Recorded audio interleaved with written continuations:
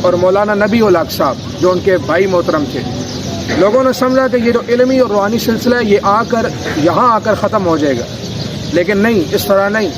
اس time اللہ رب العزت نے ایک بندے کو انتخاب کیا جس کا نام علامہ مولانا فدا حسین الحسینی، جو میرے والد محترم ہیں۔ آپ آئے اور آپ نے ادارہ تعلیمات اسلامیہ سے سند یافتہ ہوئے اور آپ نے وہاں سے فراغت کی ڈگری جو تھی وہ حاصل کی۔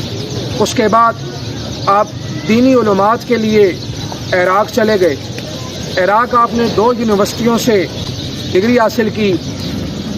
2 یونیورسٹیوں کے جو نام ہے، ایک جامعۃ الصدام ہے اور دوسری جامعۃ المستنصریہ، اس سے تخصص کی ڈگری آپ نے حاصل کی۔ اور اس کے ساتھ ساتھ غوث الورا شیخ عبد القادر جیلانی رحمۃ اللہ علیہ، آپ کے مدرسہ جو ہے